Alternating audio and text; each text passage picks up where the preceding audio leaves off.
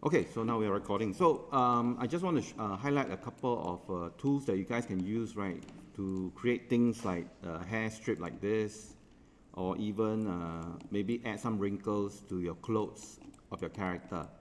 All right, so for example, this hair, right, you can start this off as a flat surface, or in this case, right, I start off as a very low resolution cylinder, and then I just reworked it, then create several versions and then plant it on my character. So the basic shape is simply a cylinder, okay, not this one. Holding down the shift, right mouse click, go and create a cylinder, and then you want to go over to the cylinder's channel box here, the inputs, and then reduce the subdivision axis. So I'm going to reduce it down to maybe, okay, 6 is good. All right, I'm going to move this out a little bit so that we can focus on it, and increase the height, and then also give it a number of subdivisions, the height subdivisions. So select this, middle mouse click and drag left and right to adjust the number of subdivisions. So since I want to create a hair strip, okay, I will go into vertex mode, right? Select the top and bottom and then scale it up so it becomes a string like this.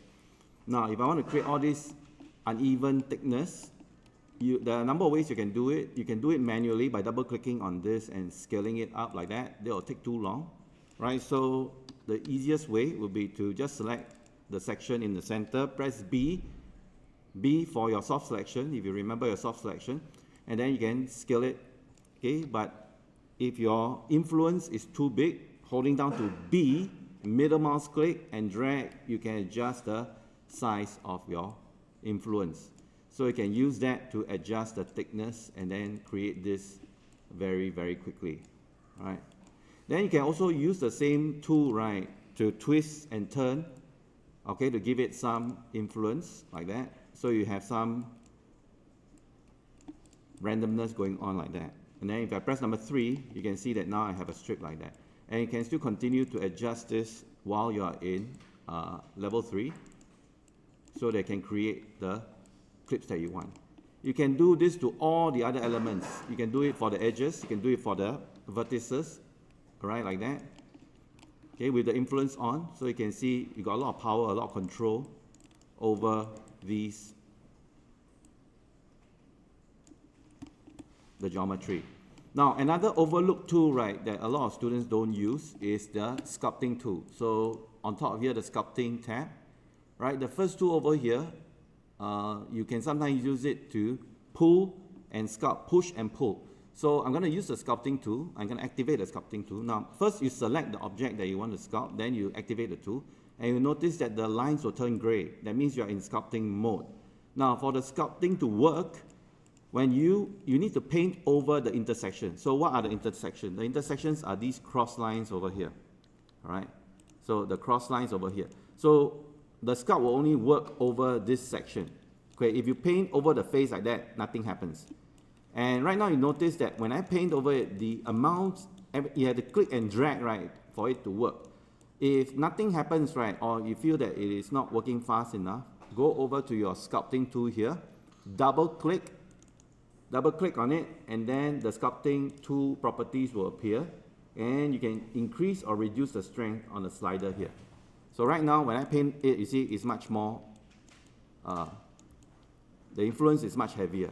And then if you hold down to shift, it becomes reversed. You are pushing, now pushing the sculpt instead of pulling. Okay, so if you hold down to shift, okay, let's see, yeah. So when you hold down to shift, you see when I paint over the intersection, it will go in. So you can use this, right? Okay, now I'm gonna do it on the higher resolution model. Let's say you want to like add some definition on this model, so I activate the sculpting tool.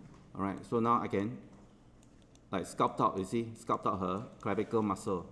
All right, so now she got shoulder blades.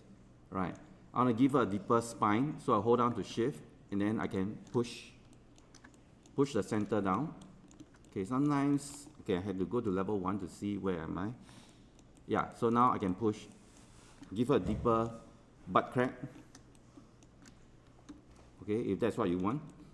Okay, The strength is not very strong, so I'm going to push it up a little bit. Okay, might become too strong. If you have Wacom pad, right, you might have better control over this. Right now the strength is not very strong. I'm going to push this, yeah. And okay, wait, this is too strong already. Okay, sometimes it doesn't work, right? So we want to try to invert this. If holding down shift doesn't work, okay, this is too strong now. Okay. All right, so right now I click on invert so that I can, yeah, start to sculpt a deeper spine or deeper butt crack. Okay, okay, already, I destroyed her butt already. So, yeah. Right, I give her injury instead, but you guys get the idea, all right?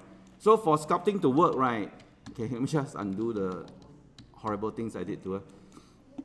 Now, for sculpting to work, you need to have a lot of subdivisions, all right? So if you have a surface like that versus a surface like this object here will definitely sculpt better, all right? So I'm gonna select this object and then sculpt this instead, and then you can see this one sculpts much better, right? Because it has more subdivisions. And you can use the other tools here like smoothing. Click on smooth, holding down the shift, and you can smooth it out, all right? Okay, and then you can use flatten to flatten out a surface. Okay, this one I can increase the strength, right? So if you got time, you can go and explore all the other tools, all right? Though these tools are really, really cool. All right, so this is one just flattens it. So now you can see this area is flattened. All right. All right, so if you can, please go and try these tools or the techniques that I've shown you to make your character or your model look better. All right, so I'll show you another example here. Okay, there is this thing called grab, and it should influence the surface. I think this is grab and sculpt. See, this is almost like so I can make her smile even more. Okay, I make her nose tall or small like that. Okay, you guys get the idea. So this can become very good, especially if your model, right, if you subdivide until your model becomes very, has a lot of subdivisions and all that, yeah. So you can smooth this back in. Right, so this can be a lot of fun, all right? So it can be our introduction to sculpting. All right, so that's what I need to show you all. I will stop the demo now.